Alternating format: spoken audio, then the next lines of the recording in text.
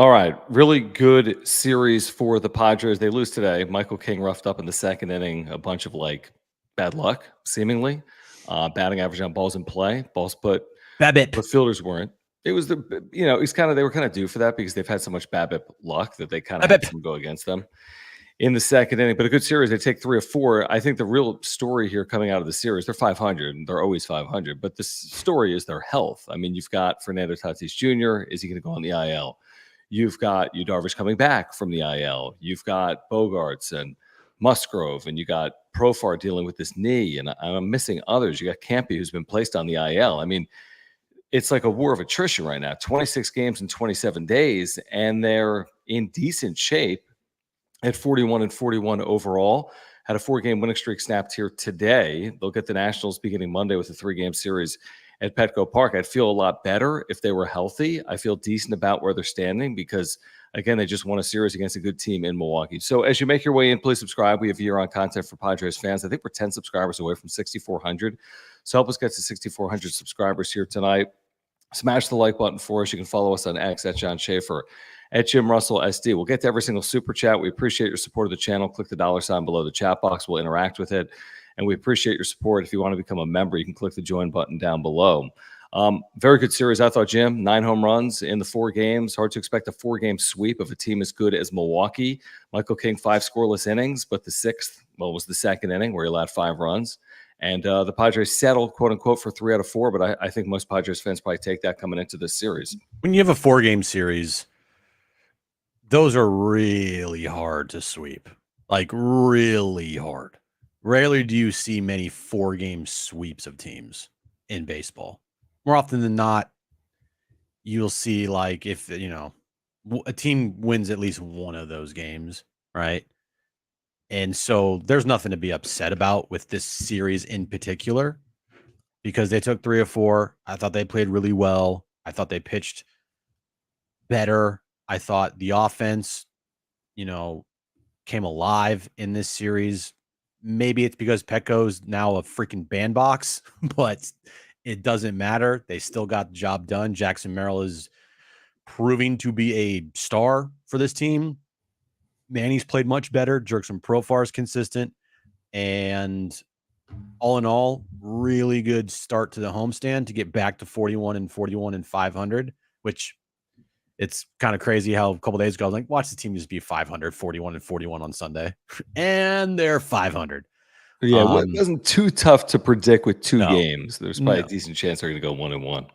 Right. What was that? When was it? Friday night or Thursday? It was Friday night when they were 40 and 40. You said they'd be 41 and 41.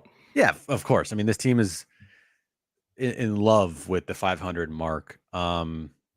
The only concern out of this series, and it wasn't even anything that happened on the field. It was because Tatis got hit in the elbow, but that is concerning because whenever you ask this team about injuries, they're not going to tell you jack shit, which they didn't about Tatis. It was always we still got to run some more tests. We still got to check on them. They know what's going on with Tatis.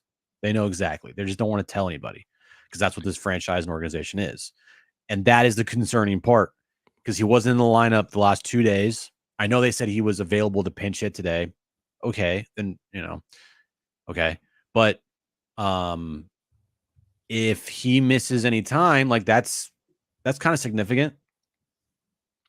I mean, it's more than kind of significant. I'd be surprised if he was available today. I'd be surprised if he went on the IL. I don't know if he'll be in the field tomorrow. Maybe you DH him because he's dealing with 2 things. This elbow that he got hit on, like you said, and then he's dealing with the quad that apparently has been problematic for weeks on end, and he's still produced. I mean, his June numbers are going to look pretty good at the end of the month, seemingly, but it's a concern. They played Saturday with Profar and Tatis on the bench, and they hit 3 home runs and won 6-4.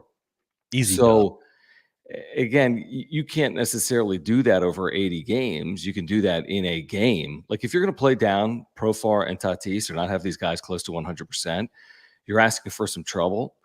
By the way, I do want to play video of Manny Machado. I don't think you've seen this. I have not seen it yet, but I know that I kind of know where you're going with this. Where do you think I'm going? Just play it. Exactly. You have no clue. But here's Manny talking about getting his numbers again at the end of the season. This is from Marty Caswell's YouTube channel. Please subscribe if you haven't already. It's somewhere in the next 30 seconds, so let's take a listen. With some tough this year, we're going to continue to deal with it. But that's what makes things special at the end. And nothing comes easy in this world. How's your swing feeling compared to a week or two ago? It's been better. It's better. How's it look? It looks better. All right. Right? No results. I don't do results. Results will be there at the end of the year. I do. How does it look? Is there ever a point where you're like, okay, I need results are gonna be there at the end of the year. Okay, so 30 home runs, is that what she's Results are gonna be there at the end of the year. All right, results will be there at the end of the year per Manny Machado. I don't think he's saying there 30 home runs because he didn't, even though Dennis Lynn pressed him. I mean, the truth is his OPS could be there at the end of the year. He was back into the 700s. I mean, if he gets to the high 700s, he's raced at like 80 or 90 points within the last 3 or 4 weeks. So I think he can get his OPS up there. He's not hitting 30 home runs. If he does, it's a magical season for the Padres, and they probably win close to 90 games if he hits 30 home runs because he's hit 7, and we're into the second half now. The only thing that matters this year is the results from a win-loss standpoint. Yep. Okay, I agree with that. Whatever. I mean, it's just Manny being Manny. Like, I do think his results do matter. Like, if he's swinging a hot bat and he's hitting 400, like that means a lot. But if he's hitting line drives and he's hitting like 250, that also means something too. I get these results, and I mean, I get the process, and I get the like, well, I'm hitting the ball hard everywhere. It's just not falling. I understand that. But then at some point, then that has to translate into actual real results. I think at the end of the season, whatever Manny does and whatever the back of his baseball card looks like for the end of this year, as long as he becomes impactful for this team to get to the postseason, it doesn't matter what those numbers are, really. Like, if they make the postseason and he ends up having the worst year of his career, which he very well could be, okay. Like it's about the wins and losses. That's all that matters. And for him to get what he gets personally, like I do think that could come off as what he said there could come off of as being kind of selfish, because it should never be about like, I need to get to 30 home runs. No, it should be about whatever I possibly can do to help this team win to get the postseason. So any numbers for you personally should not be talked about. But I don't know. What do you think? Yeah, I mean, I don't think he didn't even bring it up. I mean, Dennis Lynn pressed him on it multiple times. Like, are you going to be there at the end of the year?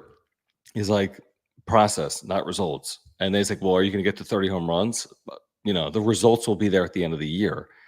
I mean, I don't take exception to it. I don't have any issue with it. I mean, he knows the same things we know, which is just going to be very hard for him to get anywhere near his career averages. It's possible from an OPS perspective, but someone like RBI, second half of the season, he's had 38.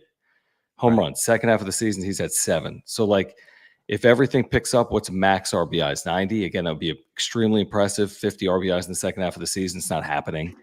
So let's say what's realistic? 85 maybe. That's a big number. What's realistic with home runs? 20 would be a big number. 13 second half home runs. I mean, he could do better than that. 25 would be a massive number for me if he hits 18 home runs from here on out. But the truth is he's played well. Last 32, 33 games, he's hit something like 325. Just hasn't had the same pop you're used to seeing from Manny Machado. I think there's a reason, and I think it is his elbow. They need this guy in the second half of the year. With what Tatis is dealing with Profar, I mean, is he going to do this all year? And he's battling this knee. Probably. So they're going to need Machado. Yeah, maybe he will. And they have a rise, and Cronenworth has been brilliant, and Merrill's been brilliant. I mean, everyone went back and forth on social media about it yesterday. I mean, you truthfully could have 3 Padres outfielders in the All-Star game. They're not all going to start, but you could have 3 Padres All-Stars in the game. Now, Merrill's turned it on late to get in. He should get in based on numbers. because he's top 3 in WAR. So is Tatis. So is Profar in the National League, incredibly. Mm-hmm. So we'll see if Merrill gets there. Tatis and Profar are getting there, and we'll see if Merrill gets there. But truthfully, deservingly, all 3 of them should be there based on the way they played in the first half of the year. And back to Manny, last July was his it was his best month of his season last year. Mm-hmm. The team went 15-10, and he had 11 home runs in that month. That's amazing. Now, to get 11 home runs in July, he's gonna have to put in some serious work, because in July, obviously, it's the All-Star break, and just how many off days there are. Obviously, like, they don't play as many games. 20 games. Yeah, it's like 20 games in 30 something days. So he would need to go on one of the hottest stretches of his entire career to put together a July like he did last year, which we would all love to see. But it will be eye-popping if at the end of the season you look at the back of his baseball card and he plays 140 something games and he has 18 home runs and 68 RBIs with a 740 OPS. Like, it will be eye-popping. Now, if he gets like red hot towards the end of September and they get into the postseason to 83, 84 wins, and Manny has, I don't know, the best postseason of his entire career, and this team goes to a World Series, nobody will ever talk about the year that Manny had less than 20 home runs and less than 70 RBIs at the age of 32, But, those things, it's almost like, okay, well, if you're going to have a shitty year and a down year, well, then hopefully you can make up for it with a hot end of the season, and you get, nuclear, like Bryce Harper nuclear in the postseason for this team if they make it. Yeah, I mean, that's the ideal scenario is he's just better in the second half than he was in the first half. I don't think you can ask for a career second half based on what we've seen in the first half, but can you ask for a career average second half for Machado? I think maybe that's realistic based on what we've seen over the last month, but you're spot on. I mean, if he can somehow lead them to the postseason or play his best baseball late or lead them somewhere in the postseason, then nobody's going to care. Nope. It's a little bit like March Madness now with baseball. The season is so long, and with so many teams getting in, all people care about is what you do in the postseason. Phillies 2022, Diamondbacks 2023. I mean, that's the proof that nobody cares that the Diamondbacks were 84 and 78. All they care about is that they beat the Phillies in the NLCS from 2 games down and then made the World Series. So that's I'm not saying they got to make the World Series or they're going to, but nobody's going to care if they win 83 games if they go on some magical run. But that's easier said than done. Like, if I'm looking here, and now he did get hurt, and ironically, it was here in San Diego when Blake Snell hit him. But, Bryce Harper's 2022, John, he only played 99 games that season. He only had 18 home runs and 65 RBIs. Now, his OPS is really good, 878. He hit 268 with a 364 on base. So those are really, really good. But, like, production-wise, 18 home runs, 65 RBIs, 28 doubles could very well be the end of the season totals for Manny Machado. Yeah, in 150 games. Right. I'm right. But that's a big. It's a big. I get it. 50 games. I know. But I'm just saying, like, if you're just saying flat out production, and I know Harper didn't play 63 games that season because he got hurt, but if he can put together a hot second half, who knows? Maybe he can get there. Oh, he can definitely get to 18 home runs. Maybe he gets mid 20 something home runs, but it's about the results of the team more than the results of Manny Machado. And if he can get his 30 home runs. He's not hitting 30 home runs. I know he's not. Yeah, I mean, and he knows it. And Dennis Lin knows it. If he hits 30 home runs, like, they will have won 90 games. They will go 50 and 30 in the second half. Mark my words. If he hits 30 home runs, they will have won 90 games. Right. Because he's going to go on an absolute binge, and he's going to carry this team, which is something he's capable of doing. And it's going to be 89 or 90 wins. Now, he's not going to hit 30 home runs. So what win total are they going to end up with? It's like we always say, as Machado goes, the team goes. Where over the last 10 days is Jackson Merrill. It's like Merrill's hit home runs in 7 of his last 11 games, including today, nearly homered today, to straightaway center field onto the warning track. Merrill has helped carry this team over the homestand, and even going back to the final game, I think, of the road trip. But like, he's played really well, and I don't know if that's going to continue or not. But even today, he doubled. He doubled down the left field line. I mean, this guy's power galore. I think Darnay just tweeted out his OPS in June, and we're towards the end of the month, is pushing 800. It was 670 coming into June. So he's way up in June. Obviously, he's hit 7 home runs, had a double here today. So I don't know what's more likely to be sustained or replicated. Merrill doing this in the second half, or Machado being Machado in the second half? Like, I don't know what's more likely. We just get a Machado average production half, which we haven't gotten as of yet, or Merrill's just like the National League Rookie of the Year and hits 12 more home runs in the second half, or 14 home runs based on the pace he's on right now, and finishes with 25 home runs this year. I would only say Machado just because he's done it before. Right.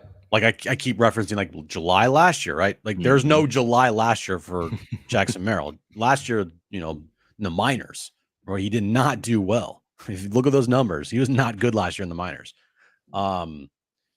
So just based on that alone, it's in my mind Machado, but like Merrill's this great unknown. It's kind of fun to watch. It's a lot of fun to watch because you really don't know what's going to happen. It's like a movie. You watch a movie, you don't know what's going to happen. The ending's going to be like, more often than not, Manny will get his numbers, not all the time after this season, obviously, but more often than not, you've seen kind of the same story with Manny, around 30 home runs, around 85 RBIs, right? 780, 800 OPS. Like, that's Manny Machado. And you've seen that movie 100 times. You haven't seen this with Jackson Merrill before, so you don't know what you're truly going to get. So you don't really know a projection total for Jackson Merrill. Because I think like a couple weeks ago, I'm like, Jackson Merrill's not a 20 home run guy. And then he went on this freaking binge of home runs. And now I'm like, maybe he is like a consistent 20 plus home run guy, And that is right now what we're seeing with Jackson Merrill is it's like right before our eyes, we're watching this unfold and we don't know what twists and turns it's going to take. But right now, what we're seeing is consistently good. And I love it. And I mean, he's hitting for power. He must have found something in his swing where it's just all clicking right now because he's a threat versus righties and lefties. I mean, he's killed left-handed pitching. He's absolutely murdered left-handed pitching. It's incredible. And he was in the 5th spot today. I would argue that's not keep moving him up the lineup.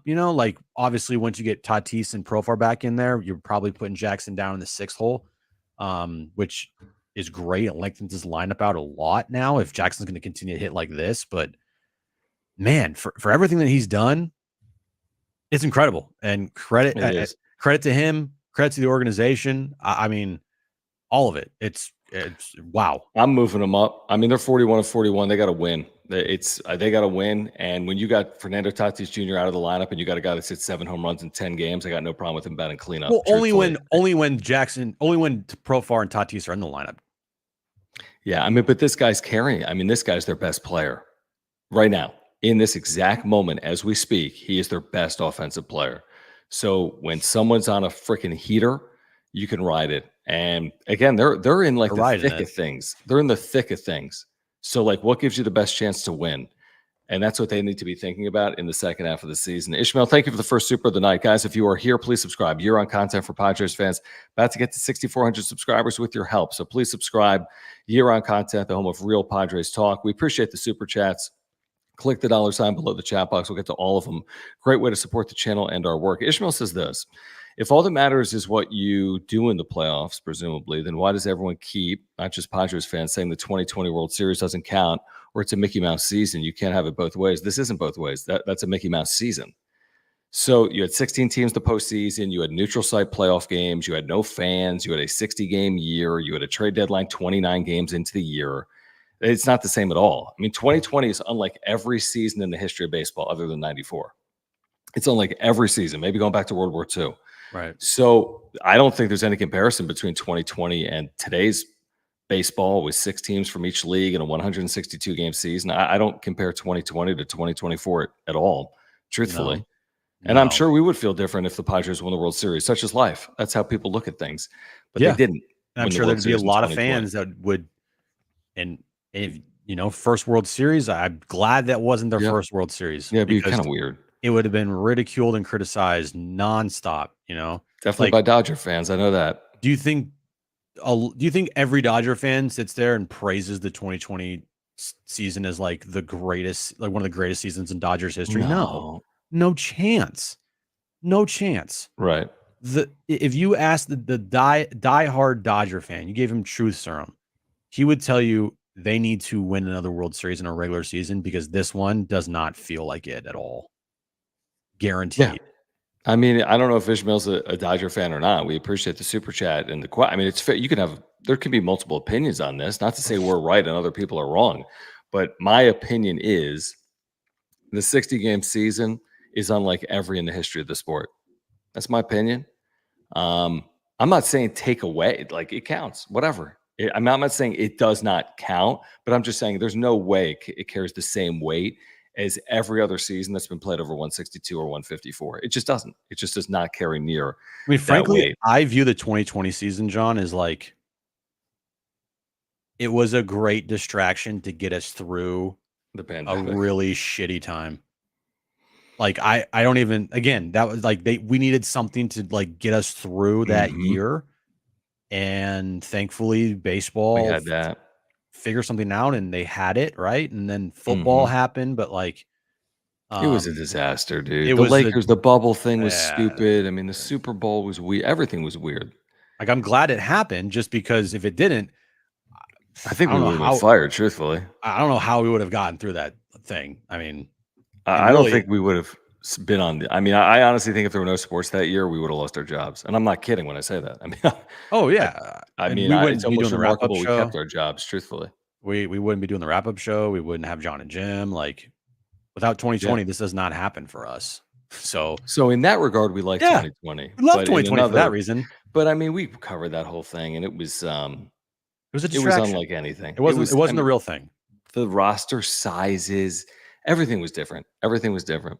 The guys going on the IL because of COVID for it was ridiculous. The whole thing. Mike Clevenger goes out. It's this big controversy. Carson, thank you for the super chat. Appreciate it. Please subscribe, guys, if you're here. Thank you for the super chats. We'll get to all of them here tonight. Just click that $ below the chat box. We'll tell you about our title sponsor in a moment. And he says, say what you will about Jackson Merrill's beady eyes. The dude can flat out hit. His best tool is that he hits to all fields, which has made him like this prodigious hitter. He was quoted yesterday saying, what I'm learning over these first 80 games, the big leagues, is I got to pick my spots when to attack. And he's like, I feel like I've been more on the attack over the last week or so. Yesterday's a perfect example. 13 pitch at bat in the first inning, and then he rips that single into left center field. And then he homers the next time up against that dude after seeing his entire arsenal. She's like, I got to be on the attack. I saw his entire repertoire in that 13 pitch sequence. Then he ripped the ball 440 feet. I don't want to hear about his power ever again. I mean, he will fall out of bed, hopefully, in his prime at 20 plus home runs based on what we're seeing right now, just because you can't hit a ball 440 feet without having power, which he's shown here over the last 10 days. Yeah, I'm glad you brought up the 13 pitch at bat. You could argue that's one of the best at bats he's had in the last couple of weeks. Probably. Like, fouling off pitch after pitch and then single. Like it just pretty much did in the pitcher on Saturday by having that long at bat and making that inning super long. But I mean, his last 15 games, John, 15 games. All right. 2 weeks. He's slugging 833. And that doesn't even tell the full story because it's really the last 11 games. It's crazy, though. It's crazy how he is exceeding all expectations and seemingly becoming one of the better outfielders in the National League. Center fielders, by the way. I mean, you could argue he's the best center fielder in the National League right now. which is Well, he's playing like one of the best players in baseball right now. right now. Yeah. Yeah. And so the question will be like, okay, how long can he keep this up for? And when he eventually does cool off, how is he going to respond to that? Sure. And, you know, we got to remember he's played what? How many games has he played, John? 75 plus, 70, 75. He's played They sat him a little bit early. I'd say 75. That's my he's guess. played 78 games. Okay. All right. How is he holding up when he hits to the 140 game mark? How's he going to Fair hold? question. You know, how's he holding up at the end of the season type of thing? Like, is he going to be still putting together great at bats like this and still hitting with power like this? Or is he going to hit a rookie wall? Like, these are all questions that you have to ask. And I know people are like, why are you being I'm like, no, by the way, I'm No, not it's being fair. negative. Completely it's a fair. very fair questions to Dude, ask. about Toddy hit a rookie. wall last year. Yeah. Toddy hit a wall because he's never played a full season. He started the year on the suspended list. Mm-hmm. And he played every day, to his credit. He did, including September when the wheels fell off. Right. But he was nowhere near the same player the final 30 games that he was at times over those first like 80 to 100. Right. A year ago for the Padres. He was a 24-year-old last year. Merrill just turned 21. It is a fair, legitimate question. And if he clears that hurdle, the sky's the limit for this kid. Yep. If his rookie year is this consistently good, no one's saying he's going to hit 7 home runs every 10 games from here on out. If he does, it's going to be a pretty good year, hitting 60 home runs or whatever. But, you know, if he hits 20 home runs as a rookie and has a 750 plus OPS, he's had the National League's best season probably by a rookie. All right, we'll get back to it in a moment. We do want to thank our title sponsor here on the wrap-up show because you can't do this without your support. Everyone here live or on replay, we can't do it without you. And we can't do it without Mark, who's been with us since day one of the wrap-up show. That's 3+ years on YouTube now, folks. Whatever your insurance need is, let Mark take care of you and save you money. Okay, he can save you $750 or more just by switching your insurance. Whatever you need, auto, home, renter's life. I've got homeowners, earthquake, and life insurance through Mark.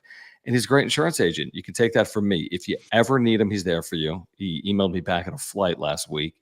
And I had to file a claim a couple of years ago, and he took care of everything, saved us so much time and money, truly thousands of dollars, dozens of hours of time. So click the link in the description down below. Mark's a lifelong Padres fan and native San Diegan. Click the link, get free quotes online, or call Mark. He'll talk to you about the Padres, and he will save you money on your insurance as well. So before you renew your insurance, get in contact with Mark Nimitz, and he will save you money. Yeah, all his information is on the ticker below. mnimitz@farmersagent.com. When you reach out to our buddy Mark, let him know that John and Jim from the wrap-up show sent you. The most games that Jackson Merrill has played in his career is 114. Obviously, that was last year. So, Of course, he's only that was his first full pro year, right? First full pro year. Because he was drafted in June of 2022. So he's only his second pro year, full pro year. So yeah, that's impressive. I mean, it's truly impressive. I mean, this is a guy 3 years ago that was playing high school baseball in Maryland. He was drafted 2021. Oh, okay. So he had a full season in 2022. He only played 55 games in 2022. Where did he play in 2022? He played in the ACL and the Cal League. Okay, interesting. I don't know what the circumstances were because I don't know. But I mean, still 3 years ago, this guy's playing like 31 games for a Maryland high school. Like, think about that. Like 3 years ago, he's playing like in Maryland, ain't Texas, guys. I mean, what was their team record? 28-3, Probably. like for the whole year 3 years ago, and now he's playing 155 games. I mean, he's not sitting more than a couple days from here on out, if that, with the production they're getting out of him. So you got to keep him healthy, and he's going to play 155 games. It's incredible. If he can do this, to your point, and it's no guarantee, if he does it, he deserves the Rookie of the Year. If he plays his 155 games and hits his 20 home runs and has his 750 OPS, and he deserves the All-Star game, truthfully, at least to be on the roster. I don't know if it's going to work out that way because every team's got to have a representative, and it's not only going to be Padres in the All-Star game. I'm pretty certain of that. Right. But he deserves, I mean, he deserves a serious look at one of those spots, at least coming off the bench for the National League. Yeah, he's been a huge bright spot. And all of the questions that we had about Jackson Merrill to start the season, he has answered. Mm-hmm. Now, the next questions are what we just talked about. finishing a year and all of those things, that playing a full season and keeping this up, and how are you going to respond when you go into a slump again, and all of that. But his swing, his demeanor, like all of it, it's fun to watch. And I mentioned it on Friday. Like when you look at Padres rookies that were drafted and developed, position players wise, that were drafted and developed by this team, there's not a lot that have really stuck. Like Preller, this would probably be, not probably, this is his first player, position wise, that he has drafted and developed and brought up to the system and has real promise and has shown some like star qualities already. Mm-hmm. First guy, position player wise. Last guy with this organization, probably Khalil Green, position player wise. And then before that, you get to the 90s. I'm not really great on Padres knowledge in the 90s, but obviously Benito, when he won the Rookie of the Year here, last rookie to win Rookie of the Year for the Padres was him. So at least in the last decade plus with Preller as the general manager, this is the first guy.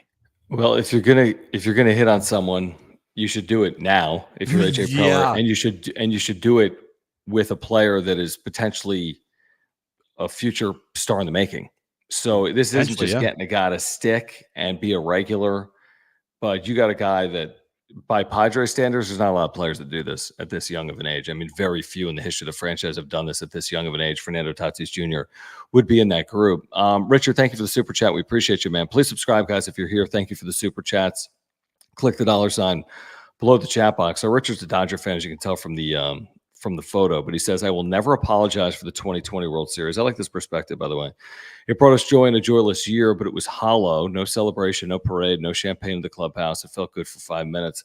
Then it was over. That's fair. It's different, is what he's saying. I wouldn't apologize for it either, honestly. I'm not apologizing for it if the Padres won it. I would just probably still tell you it's different than getting one in, let's say, 2024, which might be different than getting one in 1950. Of course, the Padres didn't exist, but there's different eras in baseball. But 2020 is just different. I'm glad they played, like you said. I really am glad they played in 2020. But to recognize that that was different is a reasonable and fair thing to do, because we all lived through it, and it was completely different from everything we've ever watched in baseball history. So it was different. It was different. It was. And it was a definitely good distraction for everybody for that time. Because if we didn't have that, that the 2020 year, John, dude, how did we survive that? It was really tough. What? I mean, well, you got like a whole like nationwide mental health crisis, and I mean, it was hard. It was flat out hard to be like a human being. It was challenging. Not just, I mean, for years, truthfully, 2020, 2021, it wasn't normal for a good amount of time, By the way, so I'm glad they play baseball. I'm seeing some names in the chat that have been here recently, but then traded away by Preller. And I'm talking about the guys that Preller has drafted and brought up, and they've stuck here. Merrill's the only guy. Some of that's tough, because it's like, you're right, but it's like there's factors there. Like Abrams was traded for Juan Soto. I know. So it doesn't take away from drafting and develop a player if he becomes a future Hall of Famer. I mean, he did. I mean, he made the major leagues as a Padre initially. CJ Abrams? Yeah, I'm just making it up. I'm saying if CJ Abrams goes on to a 6-time All-Star career, well, they drafted him, they got him to the major leagues, and they traded him for what they thought was Juan Soto. So I would do the exact same thing every day of the week. So there's circumstances surrounding some of these players that were dealt that I think are very understandable. Like if you told me that you got to trade away Josh Naylor to go get Mike Clevenger, I don't even know if that's part of the same deal. How about this? Then I'll trade away Josh Naylor to go get what I perceive to be a frontline ace, even though he wasn't. Merrill's the first guy they've drafted, developed, and brought up that has stayed with the organization.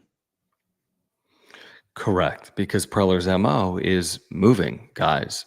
Yes. It hasn't worked, but yeah, they've had some guys. Honestly, Ty France, like you said, like I've seen in the chat, I mean, they've had some guys that have had productive big league careers as position players that they drafted and got to the big leagues, but traded away. Carson, thank you. Says y'all hear about Edwin Diaz. Yes, sticky stuff. 10-game suspension. Stupid. Ever since the WBC, this guy's been a complete wreck. Complete wreck. Oh. IL this year, missed all last year. Now we got the suspension. It wasn't even like he was hiding it. Did you see his hand? I did. I don't know if he wasn't. He was checked mid-inning, right?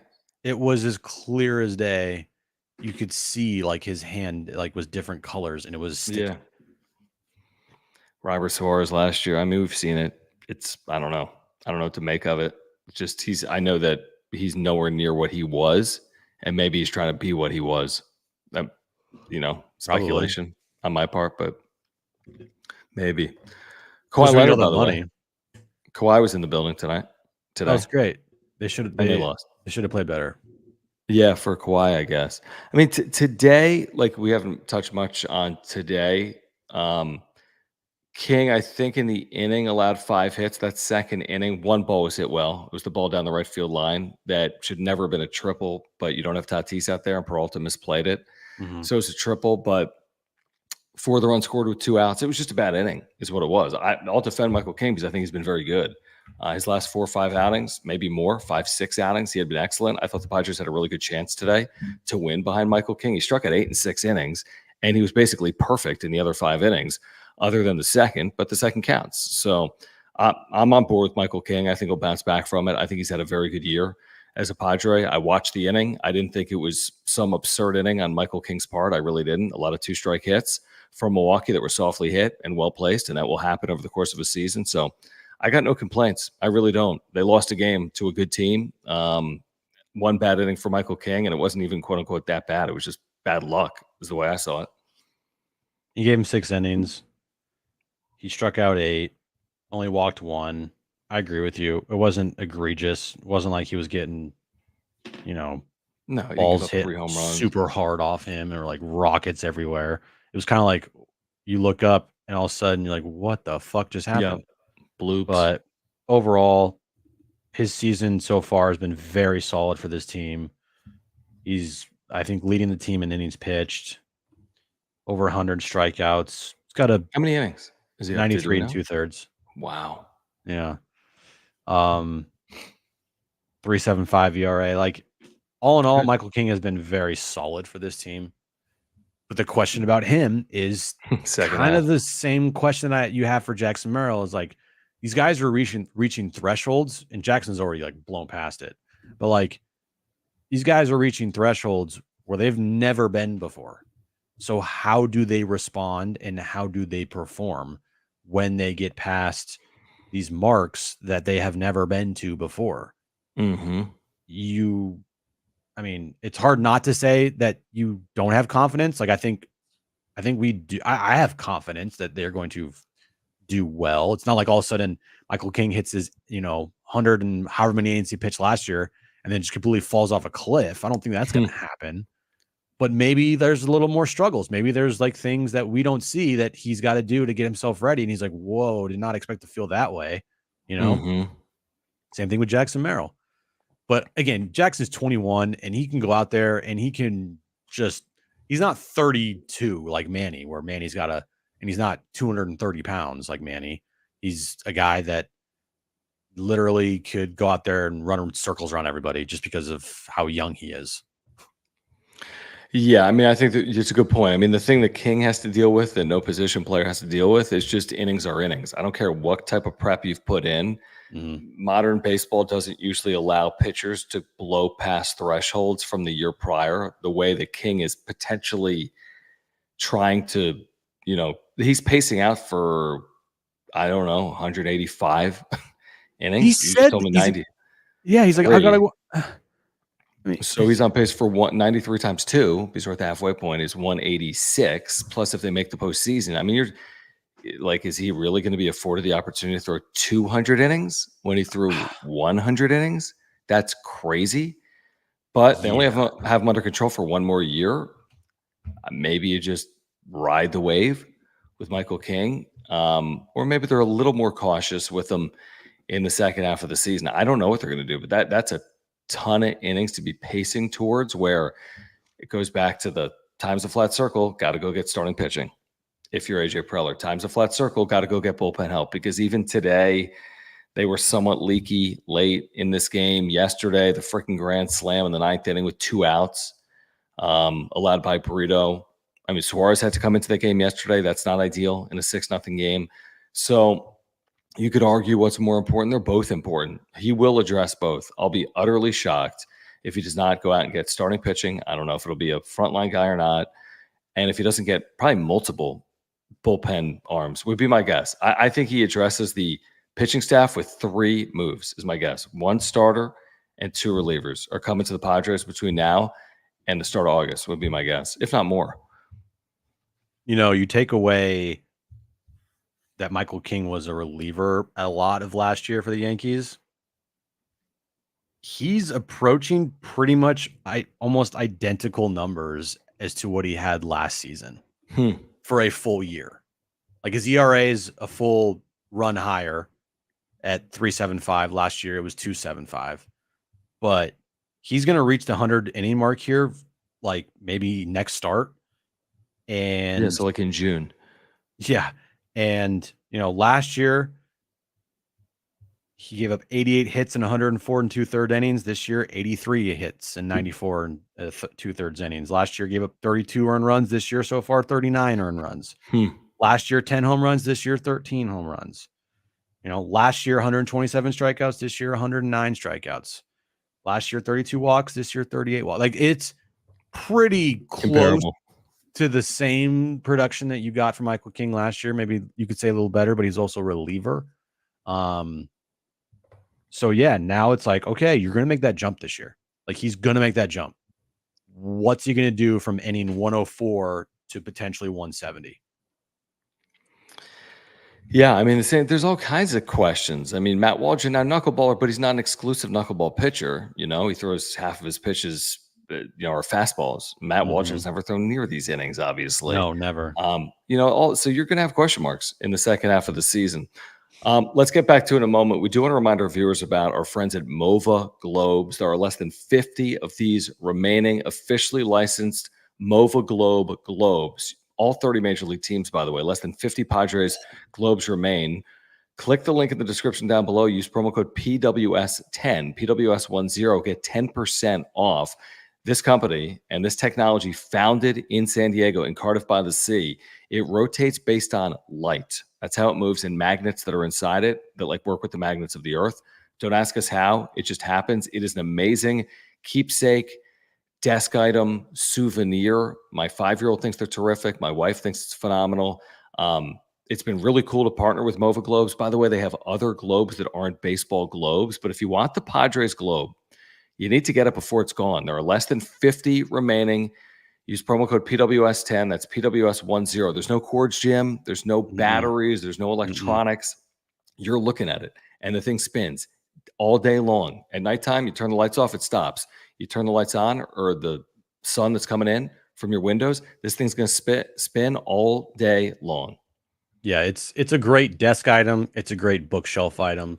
It's a great item to have if you're a diehard Padres fan. I know we just gave Jesse Fritz. He won our contest here. That's right. And he got it in a couple days, and he says he loves it. So use the promo code that we have for you in the link. Check it out. These are, I would say, if you're a Padres fan, a must-have. And if there's a birthday coming up or celebrating or something, Mova Globes is the place to go for that gift that you're going to give that special somebody. So go and check it out right now. Links in the description. Mova Globes, we're glad they're on board, and I love this thing. I love it. I love it just because it's a part of now the wrap-up show. I mean, it's just right here on my shelf. No joke, I've thought at least multiple times about what it would be like to have all 30 major league teams spinning in my home. I've had that thought go through my head multiple times. I just want to see them all spinning. And you see on the screen right now, 6 of them. I'd love to see all 30 of them. But again, PWS10, 10% off, whether it's the Padres globe or other globes. You can get 10% off. PWS10, click that link in the description down below. Nationals are coming here. There's a lot of storylines there. They will throw 3 left-handed starters, including Patrick Corbin tomorrow at the Padres. Will Fernando Tatis Jr. be in the lineup? If he's not in the lineup tomorrow, I think he goes to the IL. That's my assumption. You can't play a man down unless you're Manny Machado.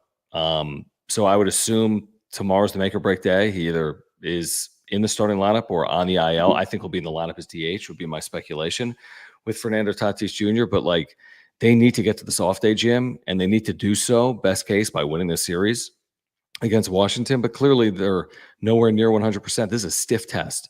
3 left-handed pitchers, Fernando Tatis Jr., Jurickson Profar, and others banged up. Like, this is a real stiff test. You win this series, get to that off day, you'd be over 500, and you'd be feeling pretty content about where you're standing, would be my guess. Well, the good news is you get Yu Darvish back on Tuesday. So that's good news. If you're, Hopefully. the Padres here. Waldron tomorrow. They're facing a guy who's 1-7 with a 5.6 ERA as a lefty tomorrow. Which is like his best year, like last decade. You have a great start to your homestand here. Don't fuck this up. Take 2 or 3. Yep. End the homestand on a high, and you'll be 1 game over 500 going into a pretty not that. I mean, who cares? It's any road trip feels like a tough road Where do they go? Boston and where else? Texas.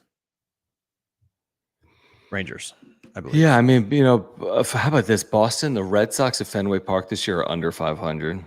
And the Rangers at home are 20-19.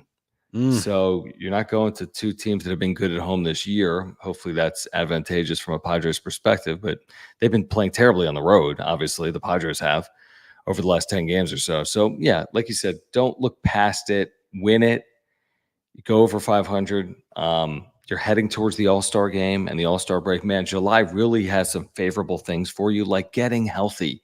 You're not going to tax your bullpen as much in July. You're off all the time. You can give your starters some time, obviously, with the All-Star break and all the off days. You can get guys like Tatis and Profar some extra rest, Machado as well. So I think July could be really advantageous for them because they're not going to be playing 27 games in a row like they are right now. You know what I can guarantee you right now? I don't. I guarantee you by the All-Star break, this team will not be 500. Because they'll play an odd number of games? Because they play 17 games until the All-Star break. Yeah. So they'll either be 1 game up, 1 over or 1 under. Exactly. They'll either be 1 over or 1 under. That's kind of how I feel with this team. Like we always say, like they're going to go 70-70 is what they do in the other 22 games. Or like I say, they're going to go 80-80. It's what they do in the other 2 games that are going to determine their season. We'll see if that holds up or not. JD Gacho, appreciate you, man. Thanks for hanging out. Thank you for the super chat, guys. If you're here, please subscribe. If you're here, thank you for the supers. You can click the $sign below the chat box.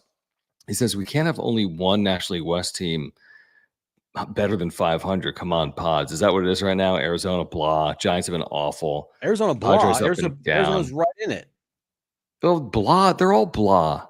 Padres are blah. We said that as recently as like 2 days ago. Yeah, but the Giants have fallen off the cliff. I feel like this is the time where you're going to start seeing the Giants just fade into oblivion.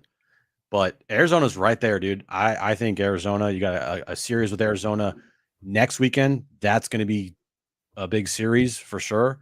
They're in it. And Washington obviously is in it. They're a half game behind you right now. Again, standings mean fucking nothing. But the part of them being in it means something right now. And Washington, Arizona, the Mets, who just won again tonight, Pittsburgh, Chicago, like everybody's in it, dude. Everybody's in it right now until proven otherwise. I agree completely, and I'm with you. I think standing perspective, you're going to get caught up in it. It's technically the second half of the year. They have fewer games remaining than they've played. 80 remain, 82 played, but there's plenty of time. There's plenty of time for everyone. There's plenty of time for the Padres. There's plenty of time for everyone. Richard, very cool. Very cool. Let's go. Hey, listen, we support all Globes, even if they're Dodger Globes, And just as long as you use our promo code. Use that promo code PWS10. Grab them before they're gone. Officially licensed, okay, through Major League Baseball. Founded right here in Cardiff by the Sea. That's super cool. And there's less than 50 Padres Globes remaining. Once they're gone, I mean, You're gonna love I it, don't know. Richard. Like, I know you're a big Dodger fan, and I appreciate you watching the show because you love baseball in general. But you're gonna love it. Can't wait for you to get it, man. I want someone to order the entire division and treat it like Wrigley Field with the flags and like move the globes based on the division standings. Well, I could. There's not enough room on this. I could have like one No. shelf over here, and then just have like Yes. different. Dude, I need to see a globes. Rockies globe. Rockies That's what- globe. That's what I need. Oh, here we go. Michael, who's big supporter of the channel Let's with go. Mova. How about that? All right, use that Love promo code, guys.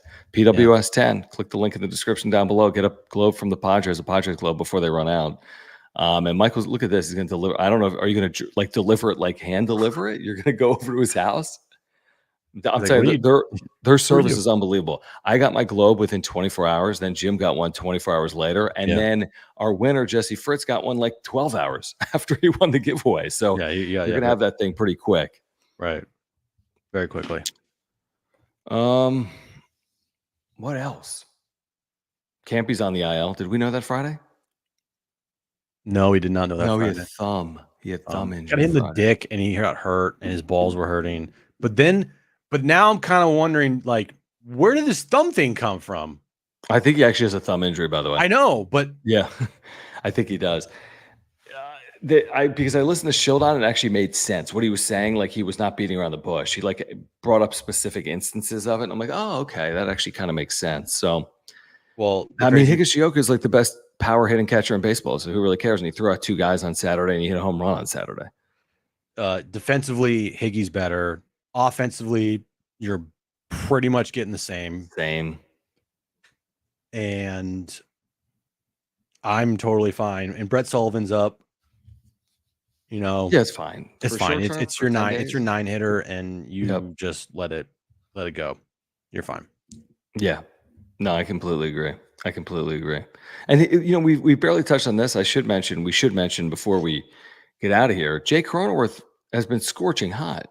I mean, he had the 5-for-5 game, but he had a hit the at bat before that the night before. He then started 1 for his first 2 the next game. He was 7 for 8 at one point this series. So we talk a lot about Merrill. We talk about Machado heating up. We talk about Tatis's injury. Arise, by the way, has been very good.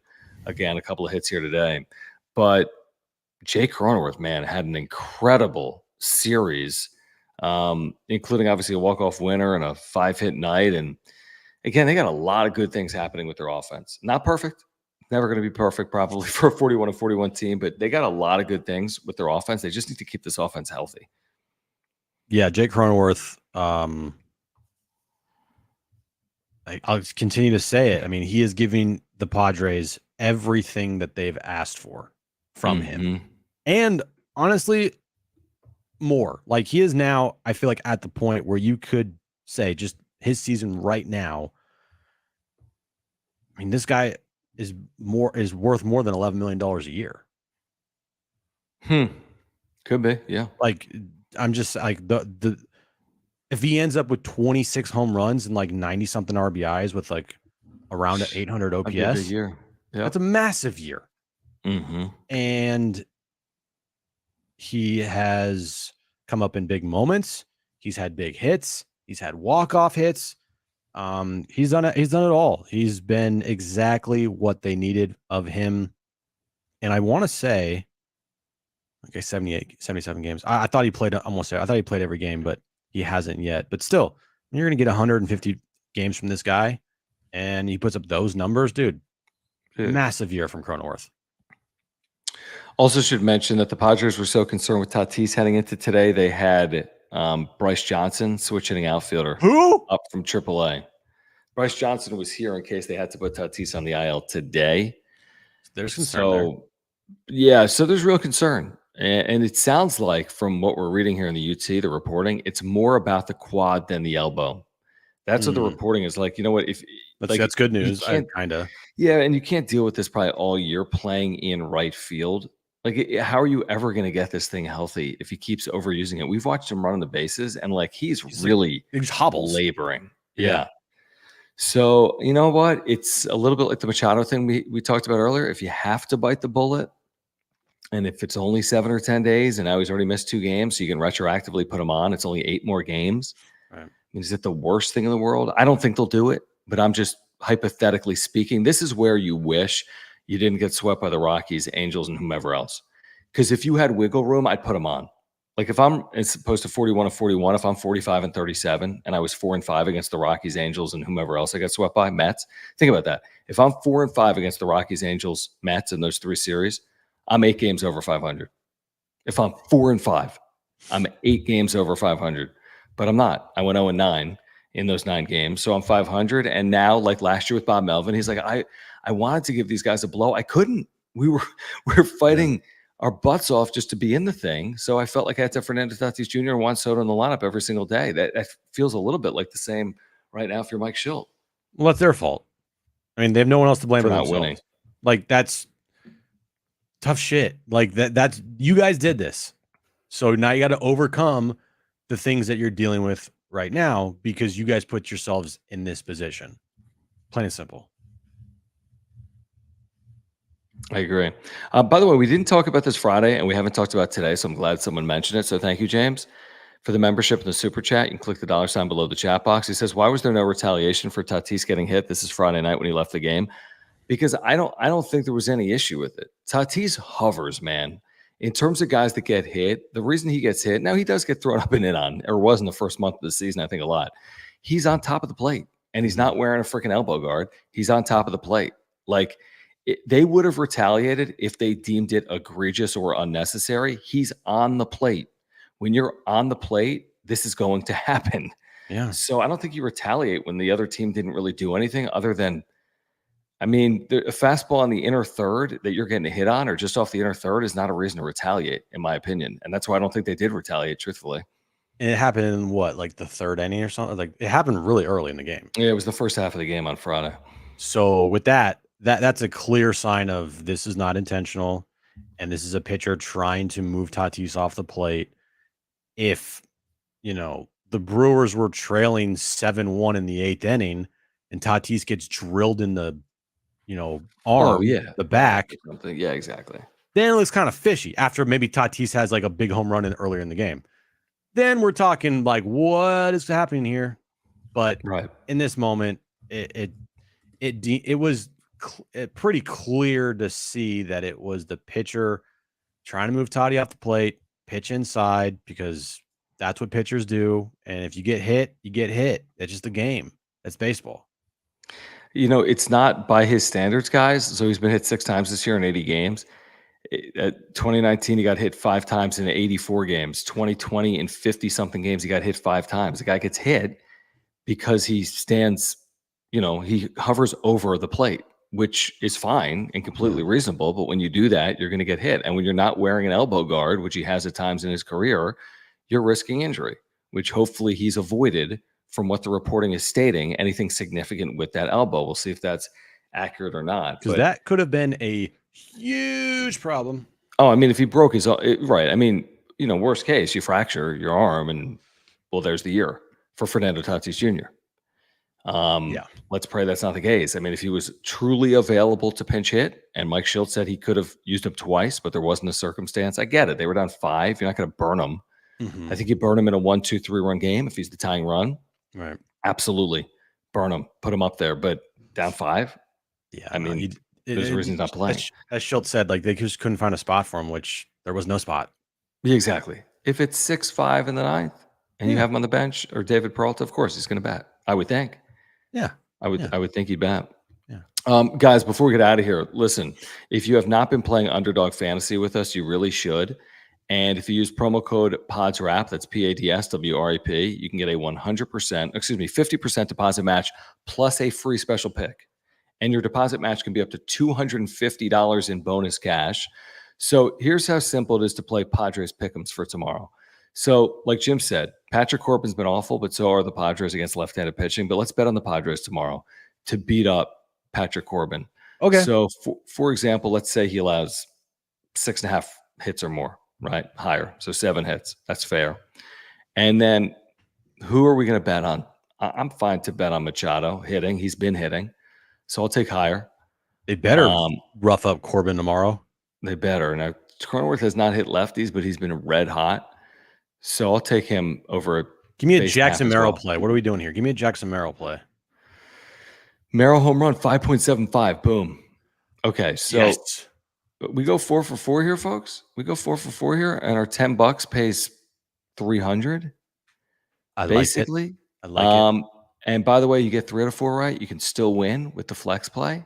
So this is how simple and easy it is. All you got to do is use promo code PADSWRAP, PADSWRAP. Get your 50% deposit match plus a free special pick and play along with pick'ems. It can be across all sports, WNBA, Major League Baseball. Once we get back to college football and the NFL, you can play baseball and NFL on the same day. So play along at Underdog Fantasy, the best and easiest place to win. We've been playing all season long, Jim. I open the app every single day because it's been awesome to play along all season long. If you played either Caitlin Clark or Angel Reese higher than a half point, guess what? You probably most likely won today. Well, you did because they both scored 17 or more points because I heard an update listening to Willard and Aaron Torres. But you need at least one more other thing to hit, and you can only choose one. So why I said possibly one today. Oh, I got you. Yeah, it's a good point. I know a lot of people probably got one right. Actually, no, guaranteed you got one right.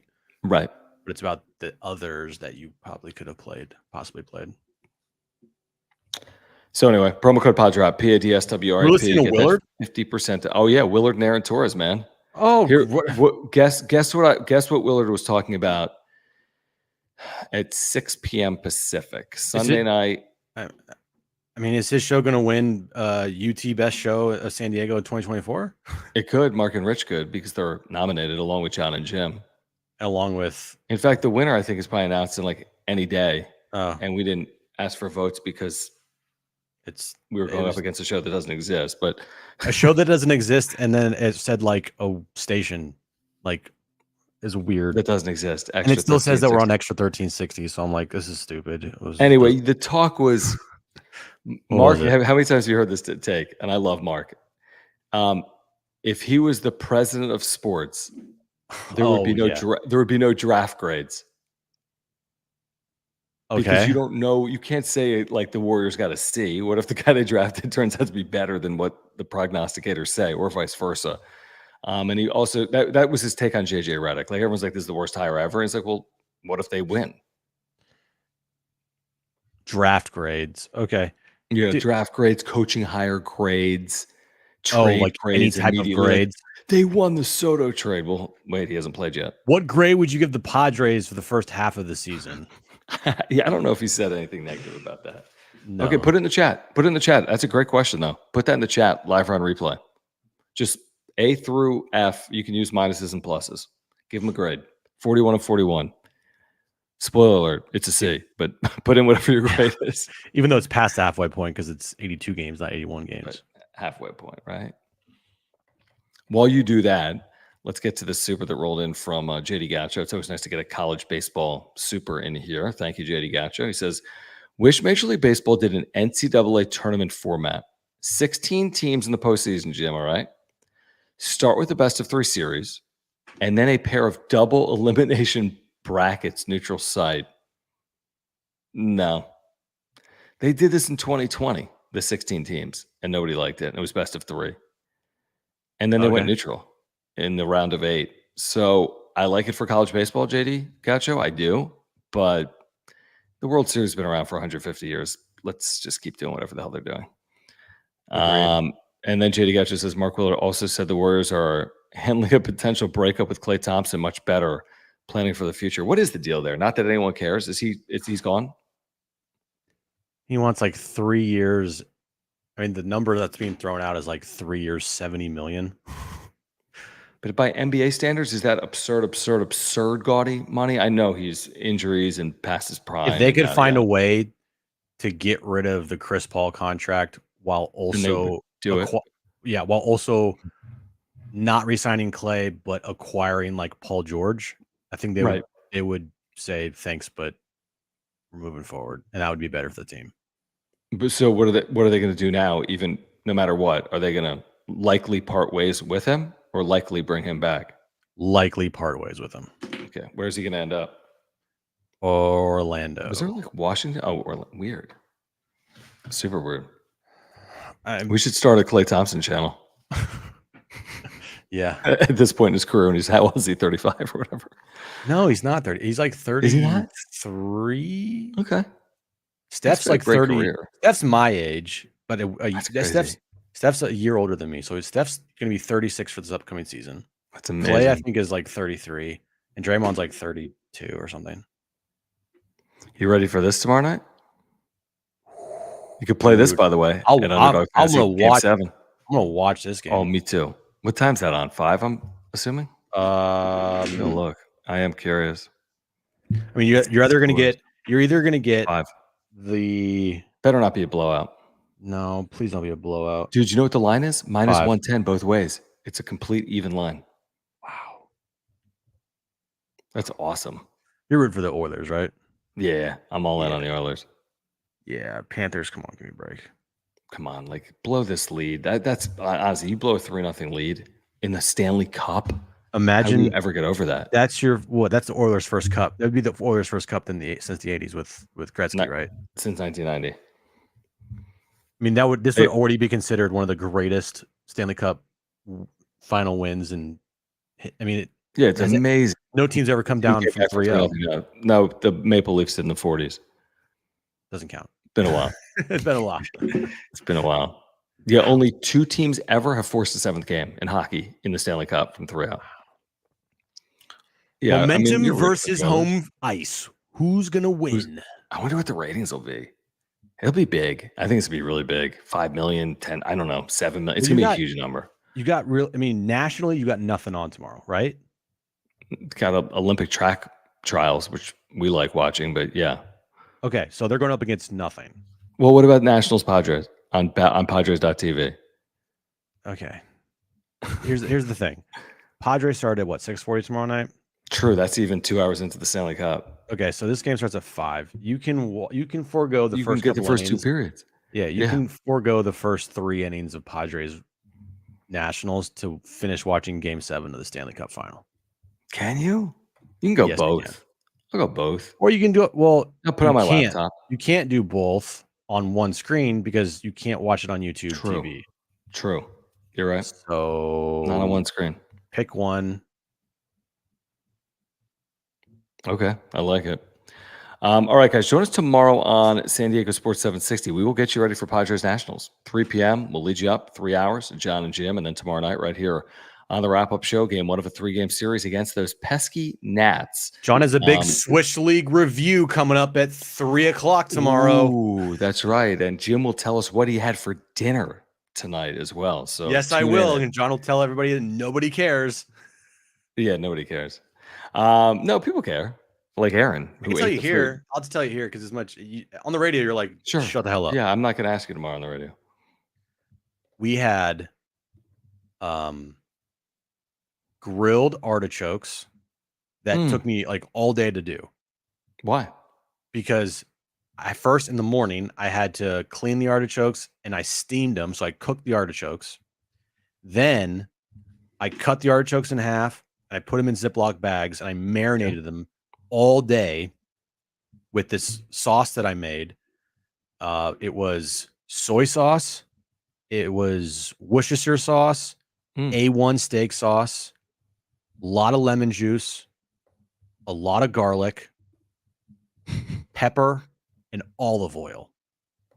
And I just put it, Sounds I amazing. put all the artichokes in a Ziploc bag. I put this marinade on top, marinated it for like six hours about. Mm-hmm. And then got the grill nice and hot, put it on the grill to char it for like 5-10 minutes. And then once you take those off the grill, they're like nice and charred. And then we bought this like roasted garlic aioli that you take the leaves off, you dip it in the aioli and you eat the leaves and you get down to like the heart of the artichoke. It's like super tender. Oh my God. And then Aaron made a watermelon and cucumber feta mint salad. Wow. We had fresh French bread from the market. From France. And then we had fresh salmon that I grilled on the grill with lemon juice. You didn't fish for it, did you? I actually went and caught it myself, filleted You it. with your hands in IB. Yeah, I was just like, Polluted salmon. yeah, I just, yeah, It sounds incredible. it was amazing. A little was summer very- night. It was very good. That watermelon salad with the cucumber and the feta Mm. and the mint, you would have liked a lot. Oh, I would have loved that. I would have loved the salmon. I would have eaten that whole thing, dude. I know it's all. Yeah, I know you do. So I you would did have the eaten whole that thing. whole thing. It was freaking Thanks. amazing. Thanks for the invite. I want to like bathe in the sauce that I marinated those artichokes in. Oh, By the way, JD Gotcha reminding us it's the 30th anniversary of The Lion King, Jim. love that movie. Don't tell me what happens. I haven't seen it, but I'm going to. Mufasa dies. No, I know what happens. It's like Circle of Life. They hold up some little puppy or something. Yeah, Simba becomes, the big kills- boy, and yeah, then Scar- there's the bad guy, and yada Scar- yada. They're yeah, brothers takes or something. over. Yeah, he dies and stuff. Good movie. Really good movie. Great movie. All right, join us tomorrow, 3 p.m. John and Jim, then tomorrow night on the Wrap Up Red Show. Rock. Please subscribe. Please subscribe. We need to get to 6,400 subscribers. Let's see. I think we're 10 away. So please help us get to 6,400 subscribers. We need your help. Trying to get to 6,400 subscribers with your help. Please subscribe. Please smash the like button. Thank you for the super thanks if you're here on replay. Please support our partners, Mark Nimitz at Farmers Insurance, for all of your insurance needs. He's our title sponsor. A number of you have picked up Mova Globes over the last week or so. Use promo code PWS10. Get 10% off. Click the link in the description down below. And again, Underdog Fantasy, get a 50% deposit match plus a free special pick. Play along. Padres Pick'em, Stanley Cup Game 7 tomorrow. Scan that QR code on the screen or click the link in the description down below. Use promo code PODSWRAP. For Jim, I'm John. We'll see you tomorrow on the wrap-up show. And John and Jim.